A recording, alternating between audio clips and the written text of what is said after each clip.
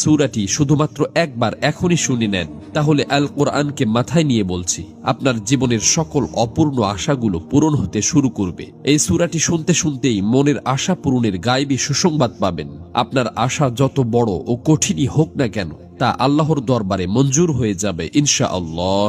প্রিয় দর্শক, আল কোরআনের এই সূরার পাওয়ার ও কার্যকারিতা এতটাই বেশি যে এই দিকে আপনি সূরাটি শুনবেন আর ওই দিকে আপনার অন্তরের মাকসাদগুলো পূরণ হতে শুরু করবে। দীর্ঘদিন থেকে আটকে থাকা কাজগুলো সঠিকভাবে সম্পন্ন হবে। আপনার আশা পূরণের পথে সকল বাধা ও প্রতিবন্ধকতা দূর হয়ে যাবে ইনশাআল্লাহ।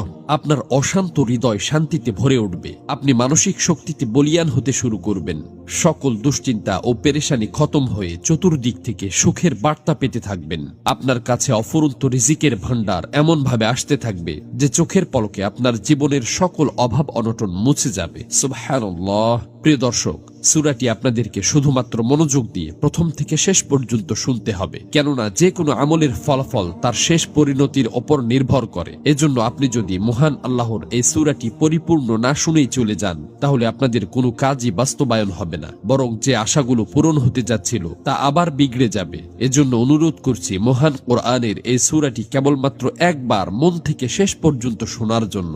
আল্লাহর কাছে দোয়া করছি, হে আল্লাহ, যারা ধৈর্য ধরে আপনার সুমহান ফজিলতপূর্ণ এই সূরাটি শোনার জন্য অধীর আগ্রহে বসে আছে, হে মালিক, আপনি তাদের মনের সকল তামান্না ও চাওয়া পাওয়া গুলো পূরণ করে দিন। আমিন। কমেন্ট বক্সে আপনিও আমিন লিখে দোয়াতে শরীক থাকুন, কেননা কে জানে যে কার দোয়া কখন কবুল হয়ে যায়। তো চলুন সূরাটি শুনে নেওয়া যাক। বিসমিল্লাহির রহমানির রহিম। أتى أمر الله فلا تستعجلوه سبحانه وتعالى عما يشركون ينزل الملائكة بالروح من أمره على من يشاء من عباده أن